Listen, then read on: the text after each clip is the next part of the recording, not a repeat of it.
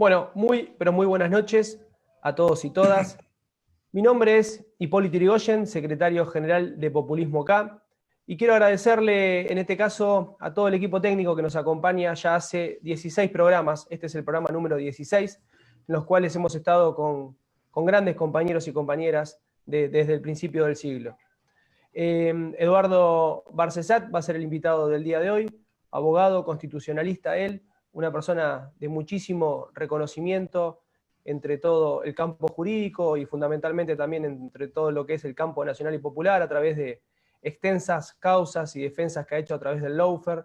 Él estuvo asesorando en la Cámara de Diputados, asesoró también en la UNESCO, asesoró en el Instituto Patria, fundador del Instituto Sampay. Bueno, la verdad que el currículum de Eduardo es absolutamente amplísimo. Quiero saludar también al equipo técnico que nos acompaña hoy, como es Santiago Fachal, secretario nuestro de Comunicación y Difusión, Javier Martínez, secretario de Tecnología, Dino Panichelli, Carlitos Machi y Luciano Lázaro. Fundamentalmente también dejarle un especial saludo al compañero Santiago Alibruyud, ideador y creador, digamos, de este ciclo de charlas digitales, y también es el que llega un poco todo el armado periodístico de este ciclo. Así que bueno, sin más introducción, quisiera saludarte, Eduardo, pero muchísimas gracias por estar del otro lado. La verdad que para nosotros es un honor, es un orgullo. Bueno, buenas tardes y saludo a todos los compañeros. Con mucho gusto voy a atender la requisitoria y este debate. Bueno, gracias, Eduardo. Bueno, arrancaba yo diciendo de que vos has estado haciendo este último tiempo una defensa con respecto a los que son las causas del lawfare, esta palabra nueva, ¿no?, que se ha introducido, digamos, en nuestro ambiente jurídico y también desde los medios. Me gustaría un poco que avanzaras con respecto al tema, que le expliques a la gente que está del otro lado quiénes son los que intervienen, de qué se trata el lawfare, qué vendría a ser el lawfare y por qué estamos nosotros también inmersos en la cuestión de tratar de descifrarlo y que la gente interprete. Bueno, este lawfare o guerra judicial es una creación de la Academia Militar Estadounidense para proseguir la represión y la persecución política por otros medios. Es decir, es una descendencia de la doctrina de la seguridad nacional, solo que como las muertes, los bombazos, las desapariciones forzadas, las torturas, los centros clandestinos de detención no tienen muy buena prensa, entonces hay que buscar algún medio que pueda ser igualmente destructivo, mortífero, pero que no convoque a una repulsa por parte de la opinión pública internacional. Entonces, se teje una alianza en la que están entretejidos como si fuera una madeja lo que refiere a los servicios de espionaje,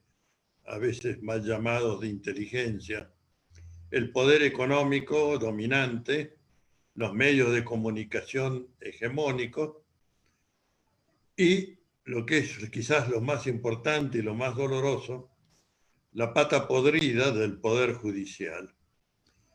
Y para esto se genera una ideología y una estructura que es necesario desnudarla, exhibirla en sus articulaciones para poder hacer estallar esa perversa práctica. Se genera a partir de las corrientes y doctrinas de lo que conocemos como common law, el sistema anglosajón, donde no hay mayormente leyes escritas, sino que son los jueces los que en cada caso definen qué es lo que le corresponde a cada quien o cómo se persigue a cada quien.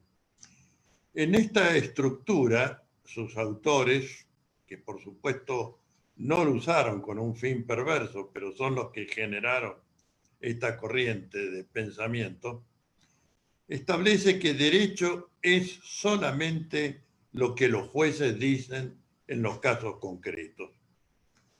Fíjense la tremenda significación de esto.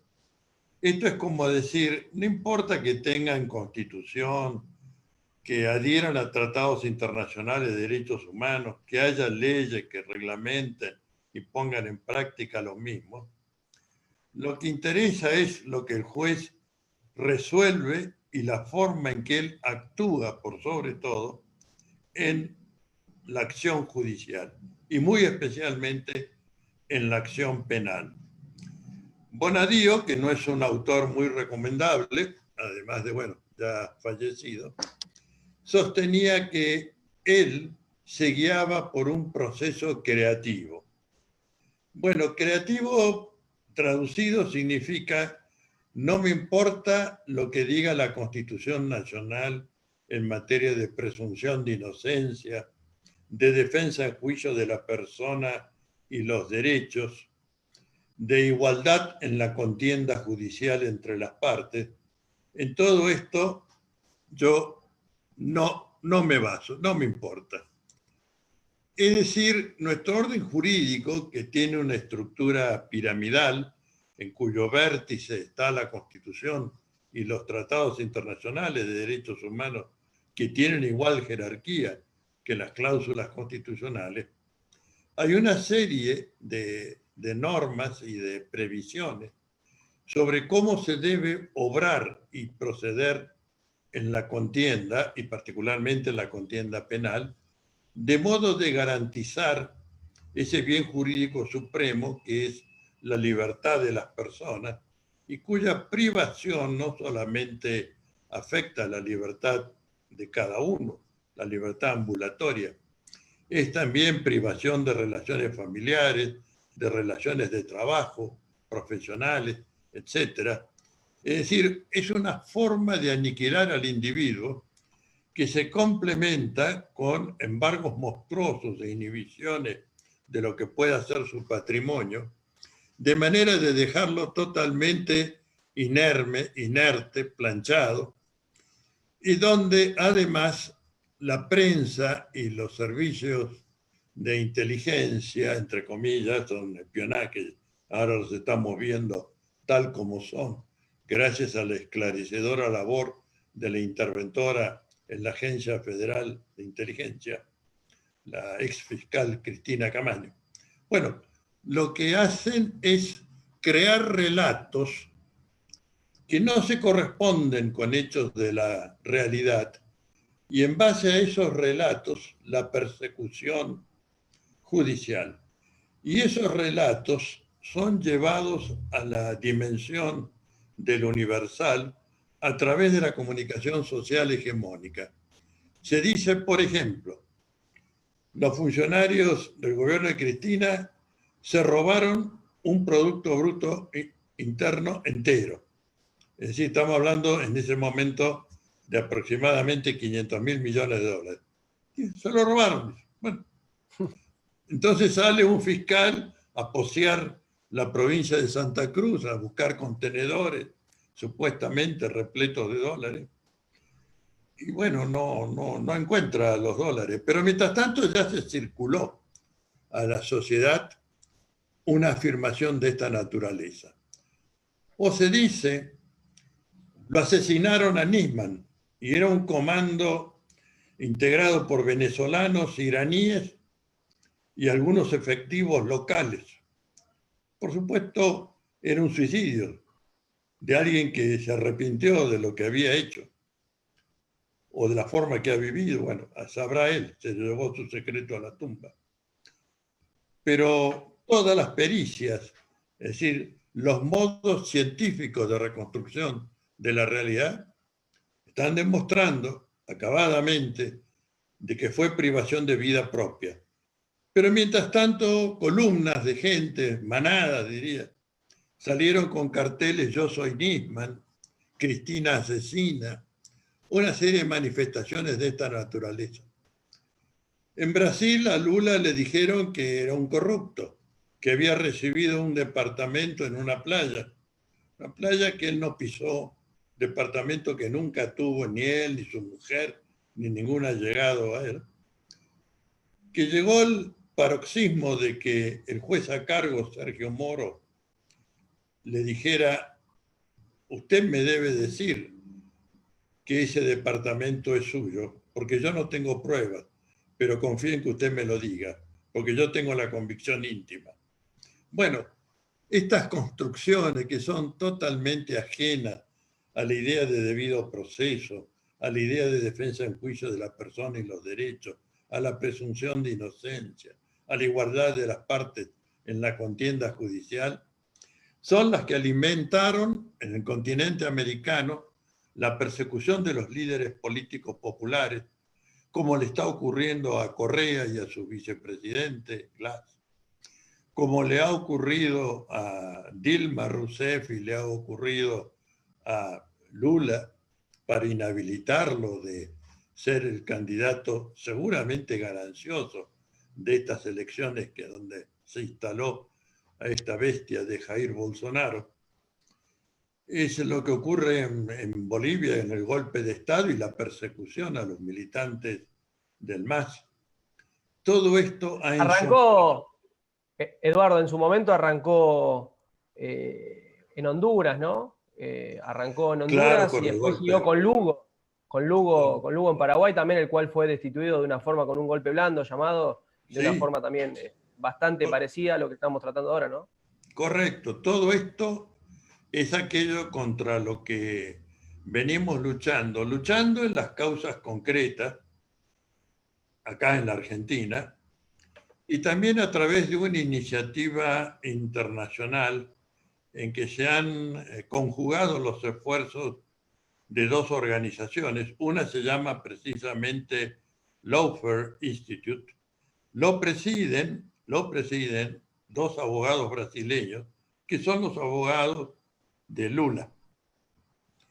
Y el otro organismo es Common Action Forum, que es una organización nacida de la primavera árabe y con el compromiso del movimiento libertario en el continente africano, que se llama Common Action Forum y que busca la unidad entre el continente de África y América Latina, porque tenemos problemáticas iguales o similares.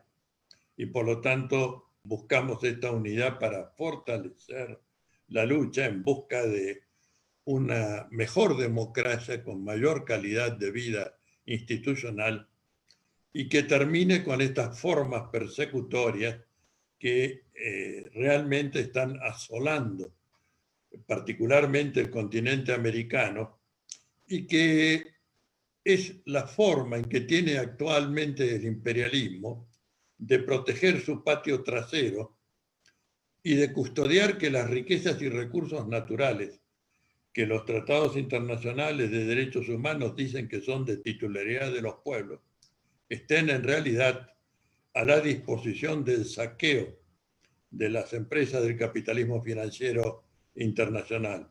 No nos engañemos, todo esto es para que se apropien de los hidrocarburos, se apropien de las tierras con aptitud rural, los alimentos, se apropien del agua potable, donde el continente americano es el mayor reservorio, particularmente la Argentina, para apropiarse de los minerales estratégicos para el desarrollo científico-tecnológico, que son el sílice, el tungsteno, el sílice.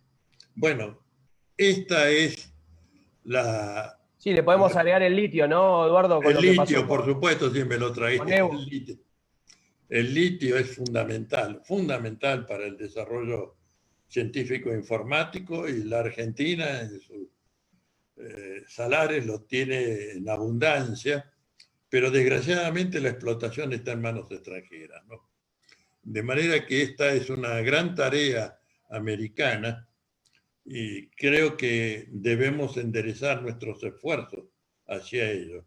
Si de alguna manera estamos propiciando la necesidad de una nueva constitución, es fundamentalmente porque la primera parte, la llamada parte dogmática, que ha quedado intangible desde 1853 para acá, con el breve intervalo de la Constitución peronista del año 1949.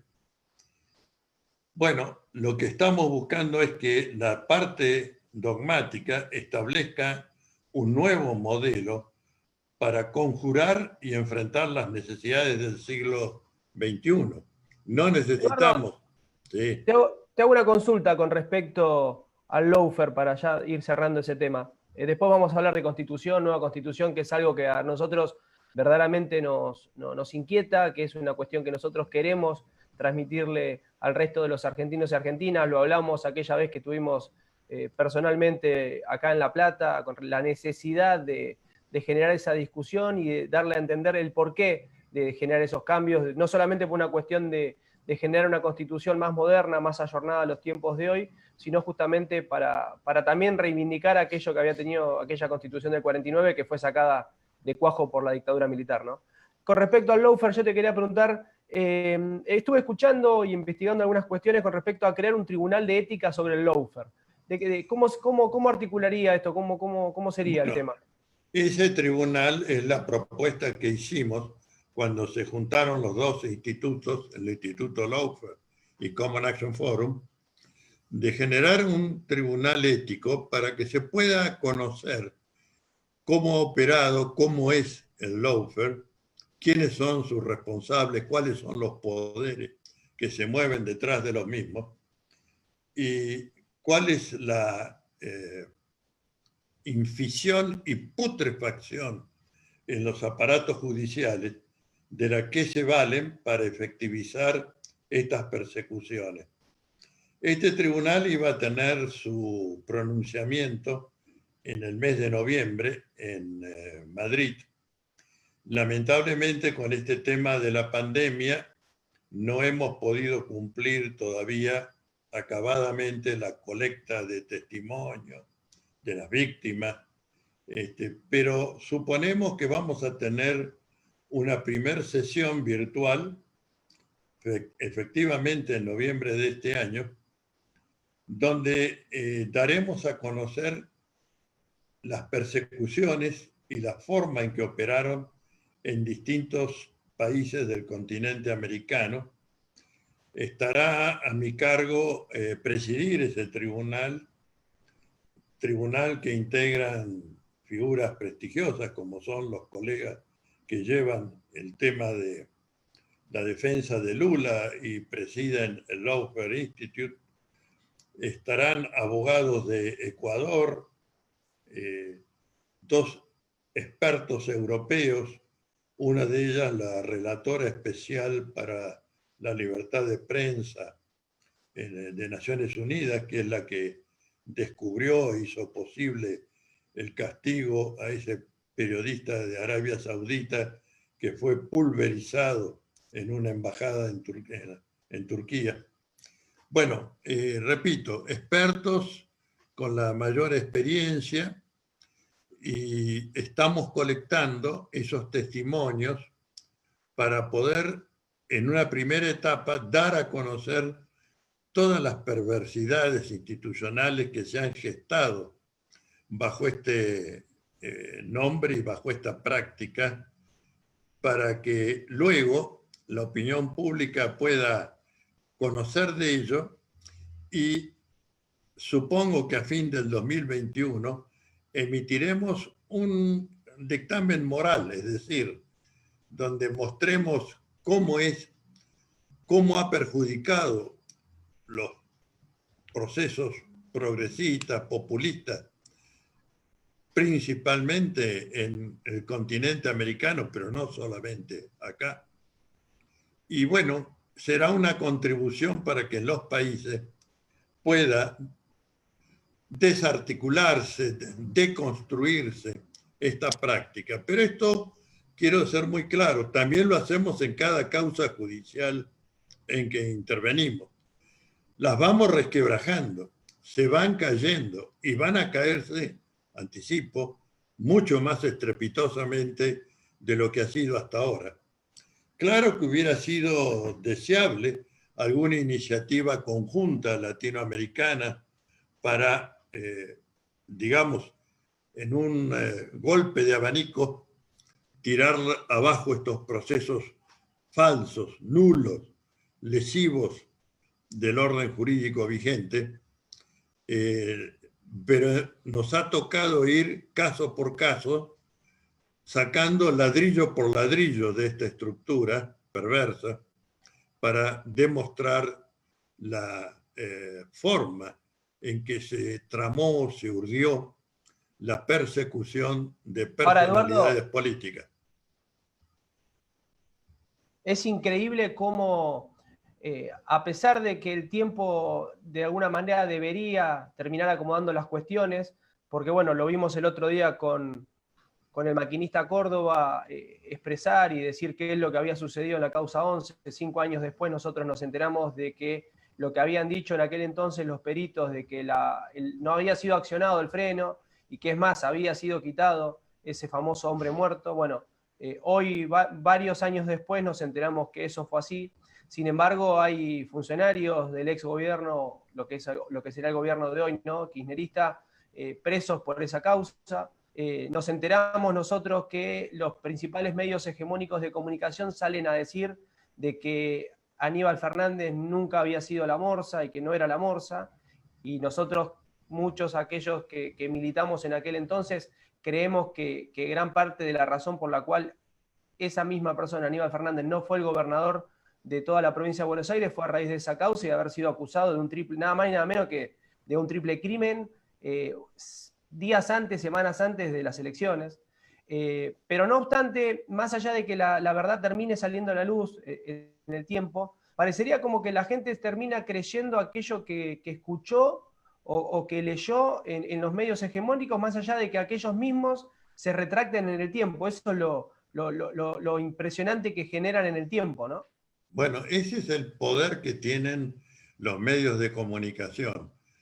Fíjense la algarabía que había cuando Vicentín empieza a tener tropiezos económicos.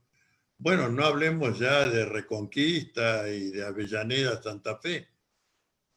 Mismo acá en Capital Federal había manifestaciones con las banderas como si Vicentín fuera la quinta esencia de la argentinidad, y es la quinta esencia de la fuga de capitales, de la trampa institucional, de las sociedades offshore, y de haber perjudicado, estar perjudicando, no solamente las arcas estatales por el Banco Nación, los créditos impagos, sino también a productores que de buena fe entregaron sus cosechas y ahora están sin la cosecha y sin el dinero, a los trabajadores que van a perder fuente de trabajo. Sin embargo, vimos una campaña gigante enarbolando banderas argentinas y diciendo, hoy vinieron por Vicentín, mañana te van a quitar tu departamento, tu vivienda, porque estos son Venezuela, etc.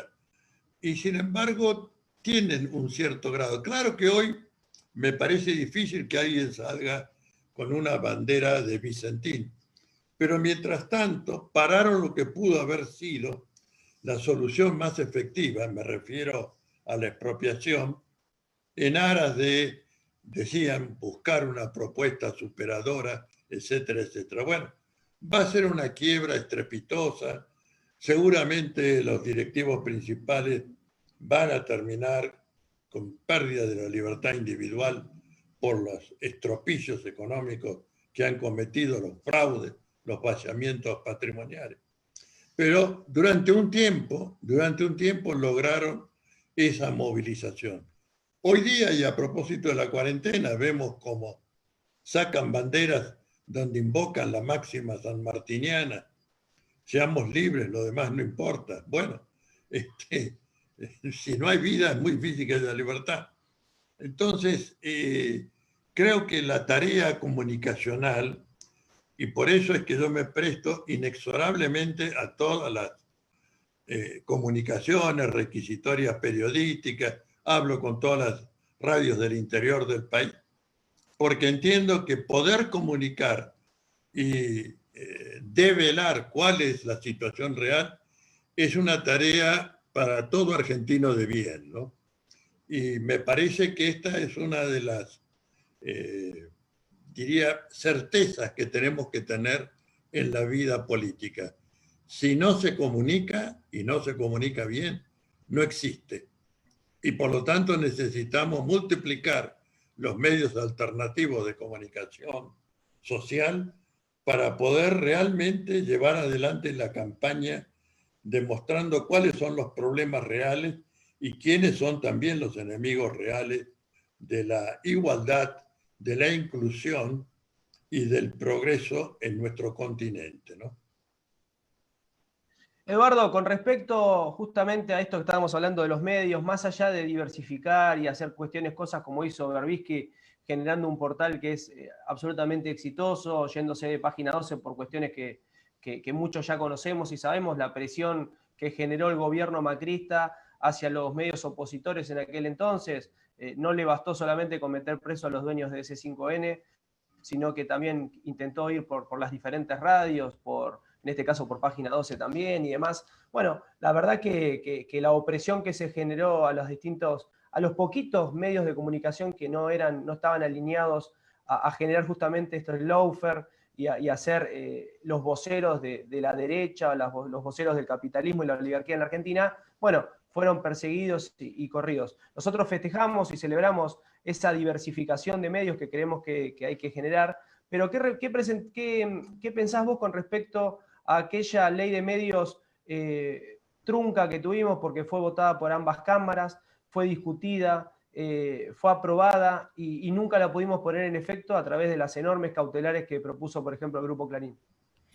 Bueno, nuevamente que es el peso, la hegemonía que tienen Clarín, su socio La Nación, y una especie de, yo creo que va a ser para el libro Guinness de las paradojas, ¿no? Hay una cláusula en nuestra Constitución, la vigente, el artículo 42, derechos de consumidores y usuarios, que dice taxativamente que las autoridades públicas, es decir, los tres poderes del gobierno federal, para ponerlo claro, ¿no? Poder ejecutivo, el legislativo y el judicial, deben prevenir e impedir la formación de monopolios naturales o legales. Y deben, y esta es la parte que más les duele a los de la comunicación, y deben asegurar que en la relación de consumo o de uso haya información adecuada y veraz. Conozco muy bien la historia interna de esta cláusula de Constitución porque fui convencional en el año 94 y el proyecto que había salido originalmente de comisión no tenía la obligación de información adecuada y veraz. Surgió en el debate, en el plenario. Y fue tan brutal la tarea del lobby de los medios que estaban rodeando la actividad de la convención, que lograron, a través de Carlos Corach, reclamar que se revisara la votación que había aprobado la cláusula. Pero no colectaron ni 6 votos, es decir, la intentona duró 10 minutos si es que llegó a insumirlo. Pero ahora tenemos el hecho histórico de que en el juicio sobre la constitucionalidad de la ley, que pasó por 3 instancias, ni el juez de primera instancia, ni la Cámara Civil y Comercial Federal, ni la Corte Suprema de Justicia de la Nación mencionaron el artículo 42 de la Constitución Nacional, que es la cláusula que específicamente debieron haber aplicado para tirar y desestimar totalmente la impugnación de inconstitucionalidad alentada por Clarín y sus lacayos letrados. Bueno, estas son cosas medio inexplicables. Pareciera que tenemos la Constitución con incorporaciones que han sido bastante buenas en el año 94, particularmente los tratados internacionales de derechos humanos también. Y los tenemos para la vidriera institucional, es decir, para que digan qué país progresista es la Argentina, que está como las democracias escandinavas en materia de aprobación, ratificación de tratados internacionales. Ahora, la situación interna, la desigualdad, la miseria, la falta de acceso a los derechos económicos, sociales y culturales y la represión de las libertades civiles y políticas transcurren con una brutalidad impensable, al mismo tiempo que al plano constitucional tenemos una de las mejores situaciones, quizás podría decirse, no solamente del continente americano, sino cotejado con los llamados países desarrollados. Entonces, esto es una enorme tarea de difusión que tenemos que hacer, y también pensando en la nueva Constitución. Bueno, los tratados y la forma de su incorporación se resolvió, y se resolvió muy bien en el año 94. Pero la obra de ingeniería social que hay que llevar adelante para poner esos tratados en la vida material y cotidiana de los sujetos y en la universalidad de todo y para todo, esa es la obra pendiente y que tiene que tener su palanca de apoyo en el texto constitucional. Esto es fundamental. Si a veces yo les explico a los alumnos, si bajara un ovni con unos seres muy inteligentes, estábamos en la época del gobierno de Macri. Entonces, por supuesto, Patricia Bullrich manda a la gendarmería y eso, sus ejércitos de tortugas ninja y de Robocop a reprimir a estos seres inteligentes hasta que el entonces presidente de la Cámara de Diputados dice: pará la mano, no vienen a destruir nada, quieren venir a conocer nuestro sistema jurídico. Lo lleva a la biblioteca del Congreso, estos particulares seres con sus antenitas miran la Constitución argentina, los tratados internacionales de derechos humanos, y le ponen una medalla en el pecho a la Argentina, porque es un país extraordinario la normativa que tiene. Ahora, eso sí, salen del Congreso, van caminando y ven gente comiendo de la basura, durmiendo en portales. ¿Y qué es eso que dice la Constitución? Los tratados del acceso a vivienda digna, el alimento adecuado, la salud, la educación. ¿Dónde está todo eso que estaba en los tratados y en la Constitución que ustedes tienen tan magnífica? Bueno, esa es la tarea que nos falta. Esa es la tarea que nos falta. Eduardo, te hago una consulta, ¿no? Entendiendo tu vasta experiencia y la lucha de muchísimos años en estos temas, ¿cuál crees vos que es el camino? ¿El generar consensos populares, el de la lucha popular, el de generar esa fuerza por ese lado, o el de intentar generar mayorías en ambas cámaras? Porque tenemos el caso del intento que se quiso hacer con una reforma un poco más amplia, más estructural de la justicia en el 2012, a cargo de Cristina, y no se pudo llevar a cabo. Y hoy nos encontramos con un gobierno, con el Frente de Todos, que bueno, sabemos de la forma que llegó, cómo se construyó después de esos 4 años de derecha, de macrismo. Y hoy nos encontramos en esa disyuntiva de intentar modificar una coma de la reforma judicial, ampliando, digamos, lo que sería Comodoro Pi y algunas cuestiones, pero que no hacen al fondo de la cuestión, porque ni siquiera se habla de la Suprema Corte, que es algo esencial, porque sabemos, aquellos que entendemos algo de justicia, que todo termina recayendo en la Suprema Corte. Y el otro día, en palabras de la propia Patricia Bullrich, les mandaba a decir por los medios hegemónicos de comunicación que tengan cuidado, porque ellos estaban en ese lugar, porque el PRO, digamos, o Cambiemos tenían los votos necesarios como para que ellos no fueran removidos. Haciendo una especie de amenaza pública, ¿no?, a los jueces de la Suprema Corte. ¿Cuál crees vos que es el camino? Porque estamos hablando de que necesitamos una reforma financiera, una reforma tributaria, una reforma de justicia, más allá del cambio de constitución, ¿no? Bueno, todo eso sería fenomenal si se hace desde la Ley Suprema de la Nación, es decir, desde la Constitución. Ahí tiene que coincidir y tener su encastre todos estos aspectos para tener un proyecto político-económico nuevo y que tenga su senda de legitimidad trazado desde el texto constitucional. Y para eso es, como vos señalaste, indispensable constituir un bloque social hegemónico que porte el proyecto de la liberación.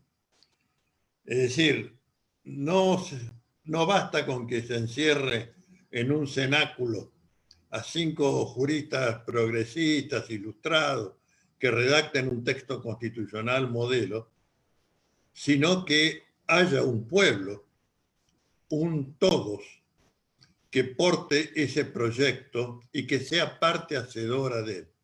Por eso es que decimos que la nueva Constitución no debe ser una obra de integrantes de los poderes judiciales o de la política solamente. Tiene que ser recorrida el proyecto por toda la estructura y cada una de las articulaciones sociales. Si me permiten, para ser gráfico, desde el jardín de infantes hasta el geriátrico, es decir, sindicatos, entidades de derechos humanos, todas las formas de las organizaciones sociales, los movimientos que luchan por la tierra, los que luchan por el agua potable, los que se oponen a la detracción de la naturaleza. Eso después hay quienes lo teorizan y muy bien, diciendo tenemos que pasar de un modelo antropocentrista, como ese que tenemos ahora en nuestros países, donde todo es a la medida del hombre. Si el oro es riqueza, bueno, saquemos el oro, no importa cómo, tiramos a la miércoles el biosistema, tiramos a la miércoles la ecología, tiramos a la miércoles la calidad del agua, la calidad del aire, la calidad de la tierra, pero tenemos el oro. Después no se sabe para qué, pero lo tenemos. Bueno, todo este cambio de paradigma tiene que ser portado, vivenciado como socialmente obligatorio por aquellos que están en situación de exclusión y marginación social forzada. Las décadas pasadas fueron la desaparición forzada de personas. Ahora es la marginación y la exclusión social forzada de otras personas. Fíjense los números que tenemos de gente que vive en la indigencia, en la miseria, en la pobreza, los niños que son la población más afectada, en medio de un país con una prodigalidad de riquezas y recursos naturales como es la Argentina. ¿Es por alguna falla de nuestra naturaleza? No. La falla está en el sistema social. Pero hay que hacer comprender a estas grandes masas que necesitamos de procesos progresistas, populistas, para poder llevar adelante esta transformación, donde va a haber coincidencias entre un capitalismo de Estado redistributivo de la riqueza y un socialismo de vereda ancha. Esto va a confluir, yo no tengo duda. No se sabe cuánto tiempo llevará, pero pienso que es inexorable y esta crisis de la pandemia lo pone en primera plana, que el capitalismo financiero internacional no va a resolver ninguna de estas contradicciones. Por el contrario, las va a profundizar, va a destruir lo que resta destruir del planeta y vamos a exterminar la especie humana si no reaccionamos a tiempo, resguardando el equilibrio y la convivencia con la naturaleza y la especificidad en ella del ser humano, ¿no?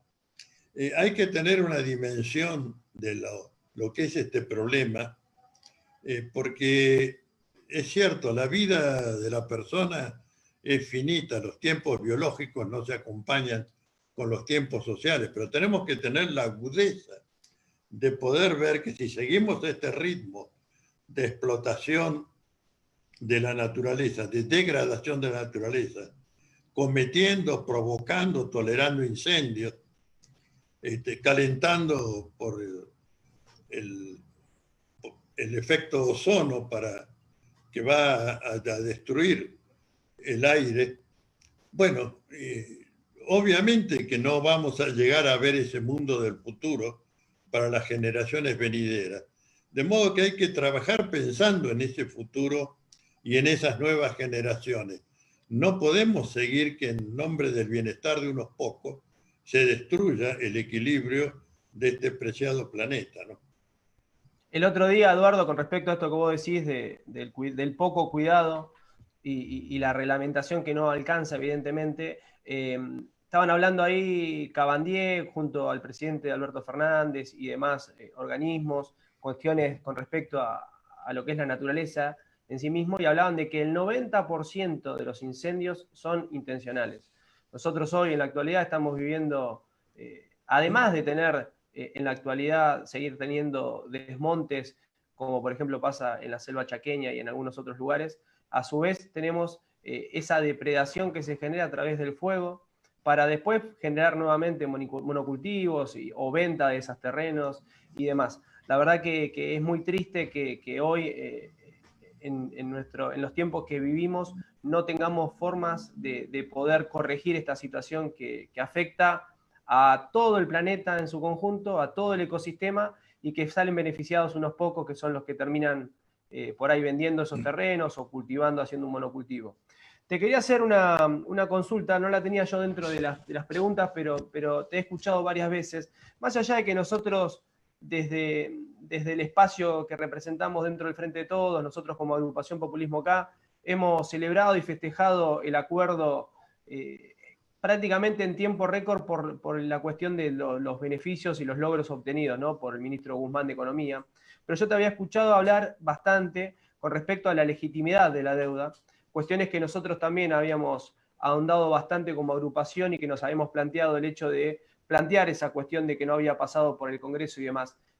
Contanos qué tenías al respecto y qué planteabas con respecto a esa deuda absolutamente ilegítima que hizo el macrismo para todo el pueblo argentino.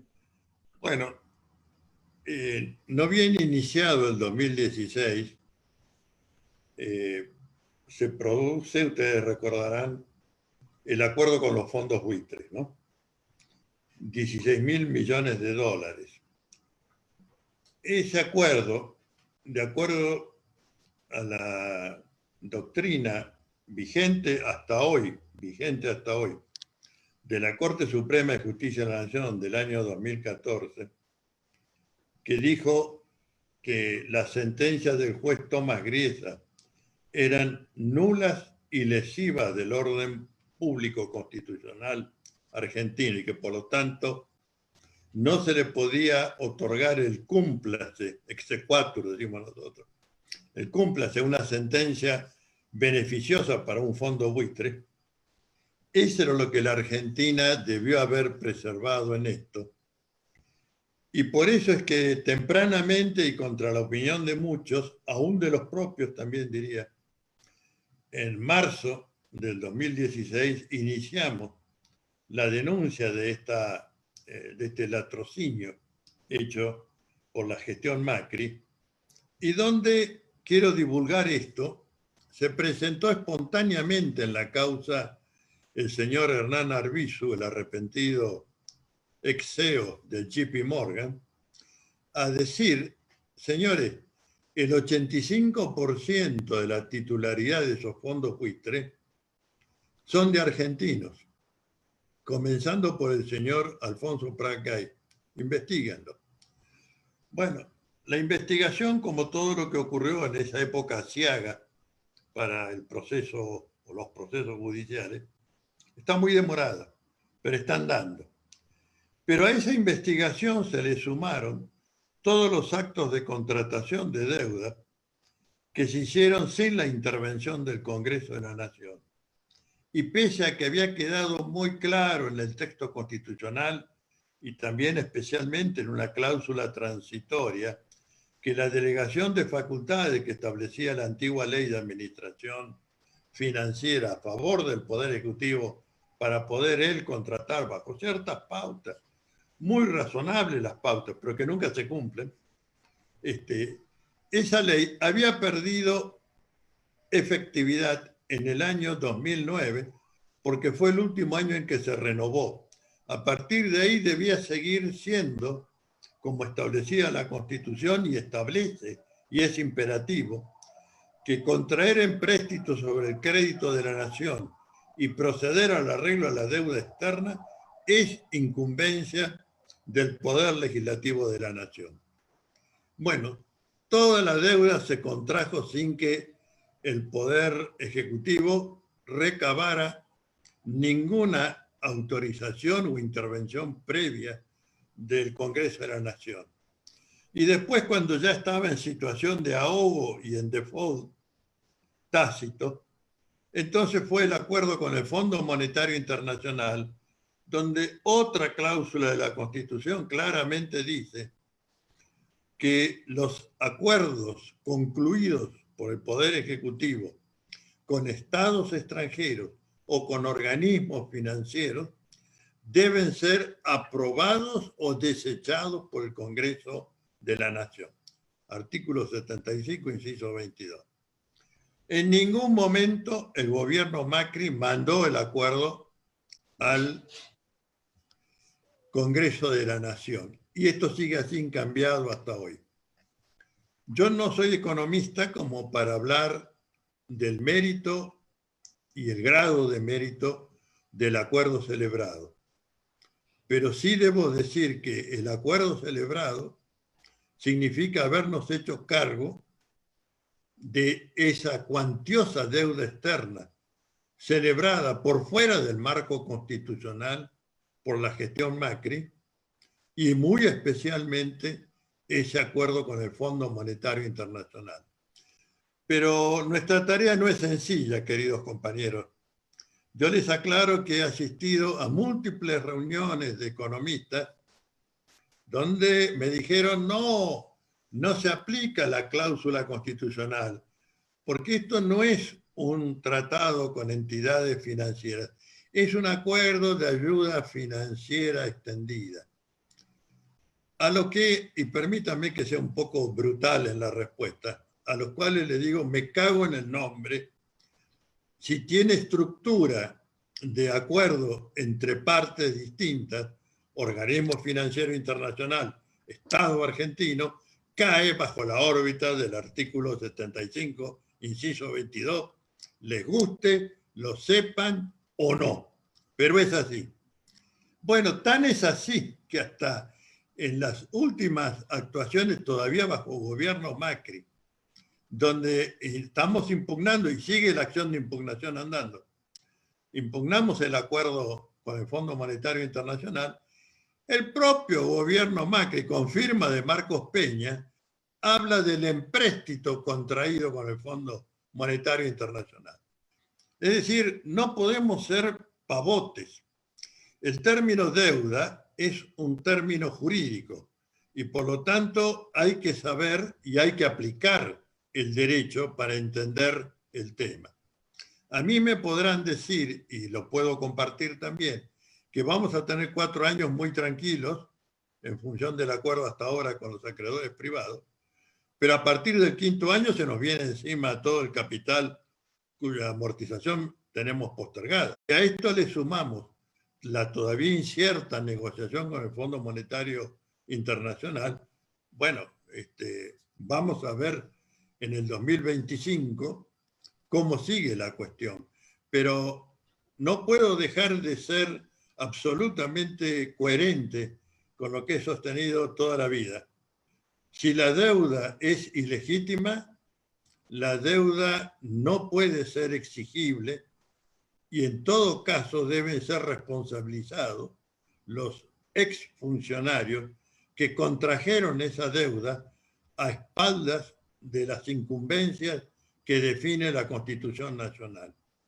Porque yo creo en aquello que hemos puesto en el texto constitucional y creo que lo pusimos con sentido de patriotismo y no de cipayos. De modo que no voy a variar esta postura bajo ninguna circunstancia. No quiero ser pájaro de mal agüero sobre qué va a pasar en el 2025, pero no puedo dejar de señalar que el camino correcto era enjuiciar una deuda externa contraída y negociada por fuera del marco que establece la Constitución Nacional con su texto en plena vigencia y sin delegación de facultades a favor del Poder Ejecutivo. Esta es mi postura. Por eso justamente quería preguntarte este tema, porque sabía tu postura, a la cual nosotros en su momento habíamos adherido fuertemente. No es que hoy nosotros cambiamos de pensar, ni mucho menos. Seguimos pensando que esa deuda es ilegítima, seguimos pensando que no corresponde bajo ningún punto de vista que el pueblo argentino se tenga que hacer cargo de esa deuda que fugaron unos pocos. Me parece que sí o sí, para nosotros tener una Argentina más próspera, más digna, es necesario que sea enjuiciada la gente que endeudó al país de la manera que la endeudó. Es el empréstito, como vos bien decías, más grande de la historia de la Argentina y bueno, evidentemente está demostrado que esa plata se fugó y prácticamente no se hizo absolutamente nada en nuestro país. Así que bueno, por eso yo quería escuchar de tu boca, de tus palabras, esta visión. Con respecto al tema de vos como abogado, como ex dirigente de la Liga Argentina de los Derechos Humanos, ¿qué visión o qué pensás con respecto a los presos políticos que tenemos hoy en la Argentina y que supimos tener en cantidad durante la época del macrismo? Bueno, primero que no dudo de que son antes y ahora presos políticos, y me parece que estamos en una brega caso por caso, con una tarea francamente artesanal del movimiento de derechos humanos, de las entidades defensoras y sus cuerpos jurídicos, buscando de arrancar los que aún quedan en esa situación, que son muchos, comenzando por Milagros Sala y los militantes de la Tupac Amaru, y como esos tantos otros que todavía pesa en cárcel su libertad individual. Y señalo también que ser preso político bajo una situación de dictadura o de excepcionalidad institucional, como lo fue el gobierno Macri, por lo menos le brinda al militante, al compañero, la convicción de que está ahí porque él luchó contra ese régimen. Es muy doloroso desde el punto de vista psicológico los días que transcurren de pérdida de libertad cuando ya estamos bajo un sistema democrático y de vigencia del Estado de Derecho y con un gobierno popular electo por voto y consenso popular. Yo no puedo dejar de bregar en los casos que me toca intervenir para concluir con esas persecuciones judiciales de las que han sido víctimas los compañeros y pensar que en algún momento los vamos a arrebatar de la prisión, pero soy consciente de que nada de lo que ocurra después que los recuperemos le va a devolver la vida que le fue quitada en función de la privación de libertad, ¿no? No hay ningún dinero ni ningún acto del mundo, ninguna medalla que recupere lo perdido bajo la situación de privación de libertad. Esto es mi conciencia como abogado defensor de derechos humanos. Muchas veces he invocado una formulación que me pareció siempre impactante, que está en la obra, en uno de los diálogos de Platón, El banquete, donde un interlocutor de Sócrates, Agatón, exclama: hay un poder que ni a los dioses les ha sido dado, y ese poder es el de hacer que lo que ha ocurrido no hubiere ocurrido. Los vamos a sacar de la cárcel, no tengo ninguna duda. Vamos a lograr seguramente compensaciones, lo poco que el derecho le puede ofrecer, pero nunca le vamos a poder devolver la vida que le trastocaron por la prisión, ¿no? Y esto es algo que nos pesa mucho a quienes militamos en derechos humanos y todavía diría con mayor dolor para los que practicamos y creemos en el derecho en tanto que instrumento de liberación del ser humano y de los pueblos, ¿no? Espectacular, Eduardo, clarísimo. Eduardo, te cuento que el miércoles que viene, el miércoles 30, nosotros vamos a tener una jornada por fuera del ciclo habitual que nosotros hacemos de ciclo de charlas, que va a ser con respecto al derecho a la vivienda, la posibilidad o utopía al respecto de esta situación. Queríamos preguntarte desde tu punto de vista, desde tu visión jurídica, ¿qué posición tomás con respecto a la toma de tierras, entendiendo la complejidad que estamos viviendo hoy en el conjunto de argentinos con respecto al problema de déficit habitacional y como vos bien dijiste que la propia Constitución garantiza y más allá de tener una vivienda digna que sería lo que todos aspiramos, la situación real es que hoy por hoy, después de 4 años de pérdida de empleo, de pérdida de salario y hoy una pandemia mundial que nos aqueja a todos, ha puesto a la gente en una situación de vulnerabilidad muy importante. Y nosotros que hemos estado en vivo y en directo con esa gente, escuchando las realidades. Muchos son los que están dispuestos a pagar, muchos son los que están dispuestos a trabajar. Es mentira que la toma de tierra está organizada ni por el gobierno del Frente de Todos, ni la toma de tierra está organizada por gente que salió de la cárcel hace poco tiempo. La verdad que hablar en esos términos es hablar de un desconocimiento absoluto. Nosotros tuvimos la posibilidad de estar en La Plata, tuvimos la posibilidad de estar en Los Hornos, en esta urbanización que se está planteando, tuvimos la posibilidad de estar en González Catán, en Guernica. Así que, ¿cuál es tu visión con respecto a este derecho inalienable que parecería querer ser judicializado a toda costa? Bueno, es un tema, desde el punto de vista teórico me encanta, lo he trabajado, lo he llevado adelante en la práctica también. Mis alumnos están acostumbrados a hacer amparos por los sin techo. De manera que no es solamente una prédica académica, sino el compromiso militante. Hay que entender que la palabra más importante en derechos humanos es la palabra acceso. Cuando se dice acceso a vivienda digna, como lo dice el 14 bis de nuestra Constitución, la palabra acceso después se ha utilizado pródigamente en los textos constitucionales. Y significa dos cosas. Primero, que no tenés el derecho que el texto constitucional o el tratado está afirmando. Si tenés que acceder es porque estás afuera. Esto es lo primero que hay que entender. Y ese estar afuera o privado de es algo antijurídico. Porque no interesa si fue porque el gobierno el anterior, lo otro. Vamos a regresar a Adán y Eva si empezamos a buscar los culpables de por qué los sin techo no tienen vivienda digna. Lo que interesa es que estén sin vivienda digna y que hay que resolverlo. Porque lo pusimos en el texto constitucional, porque lo pusimos en los tratados internacionales de derechos humanos. ¿Y para qué lo hicimos? Lo hicimos para transformar la realidad, no para que tengan derecho a vivienda digna en la norma de derecho, que es una especie de nube que anda flotando por ahí arriba. No, es para transformar la realidad. Pero para eso hay que hacer políticas de derechos humanos, no solamente catálogos. Y los catálogos, yo diría, en buena medida ya los tenemos. Podrá haber algo que se nos escape, pero en general creo que tenemos todo en la República Argentina. Pero no tenemos políticas de derechos humanos.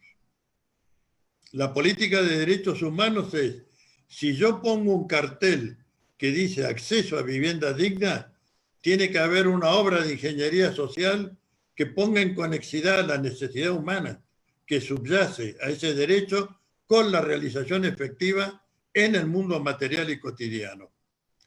Si no, los derechos humanos serían un manipuleo del psiquismo humano. Uno lee el texto constitucional, los tratados internacionales de derechos humanos y dice, la puta madre, todo lo que tengo. Pero después abre la heladera y no tiene alimento para darle a la familia. No está viviendo en una vivienda digna.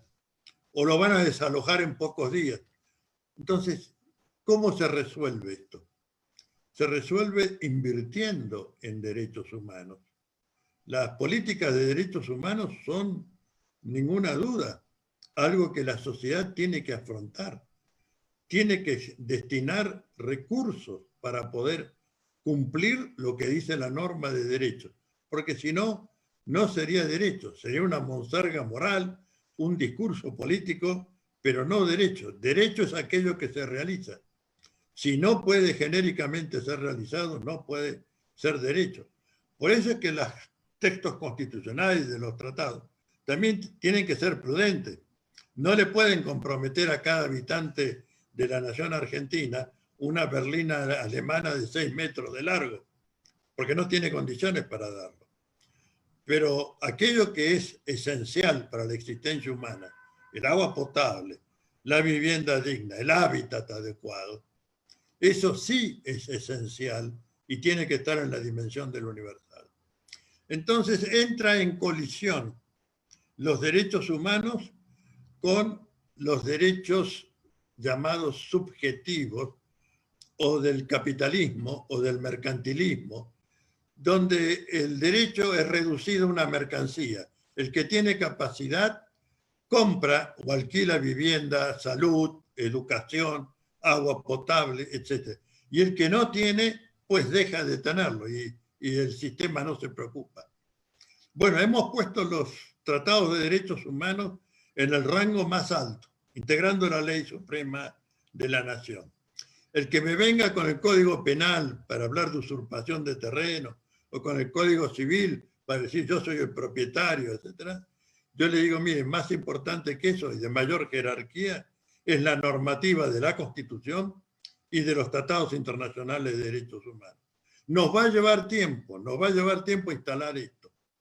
Tenemos que concientizar, pero en el conflicto entre el derecho de propiedad privada y el derecho humano a la vivienda, al hábitat, al agua potable, etc., tiene que prevalecer este. Porque esa es la construcción más importante que nos ha dado el siglo XX, la filosofía y la práctica de los derechos humanos. Bueno, si somos creyentes de esta filosofía y práctica social, hay que destinar recursos para que aquello que está comprometido en la norma de derecho esté en la vida material y cotidiana. Dicho de la manera más sencilla, no se puede engañar a los desposeídos con el discurso de los derechos humanos. El discurso de los derechos humanos tienen que ser como una palanca, una herramienta que ponga en conexión su necesidad con la satisfacción social de esa necesidad. Eso es derechos humanos. Lo otro son poses, son discursitos.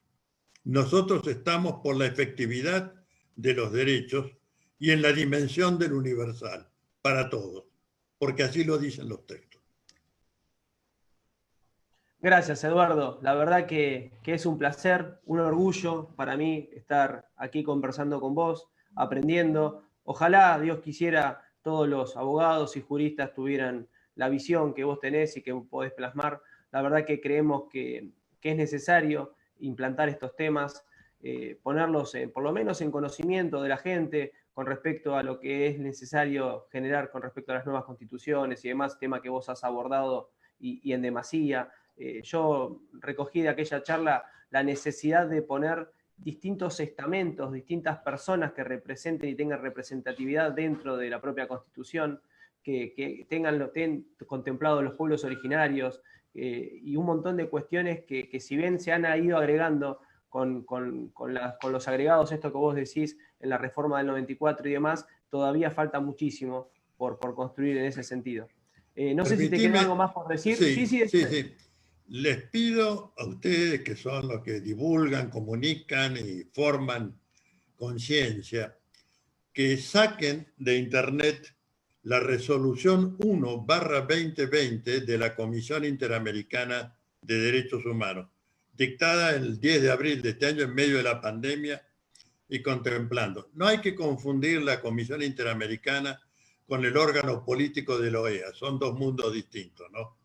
Es decir, aquello es una mierda capitaneada por un lacayo como es Luis Almagro, pero la Comisión Interamericana tiene la muy buena gente como lo tiene la Corte, entre ellos a nuestro querido amigo y compañero Raúl Zaffaroni. Pero esta resolución, que son 23 carillas, pone al desnudo la situación de las desigualdades tremendas en el continente americano, las poblaciones afectadas, vulnerables, y va dando respuestas o recomendaciones para cada situación. Entre ellas, por ejemplo, punto 13 del resolutorio, suspender los pagos de la deuda externa y buscar aliviar la carga de los mismos.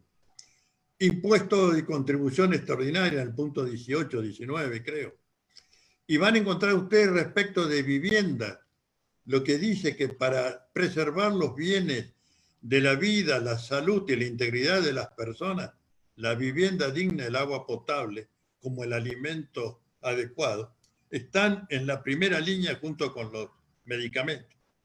Entonces, apoyarse en la resolución de un órgano de tutela y custodia de la Convención Americana de Derechos Humanos es, yo diría, un argumento incontestable a la hora de los debates, ¿no?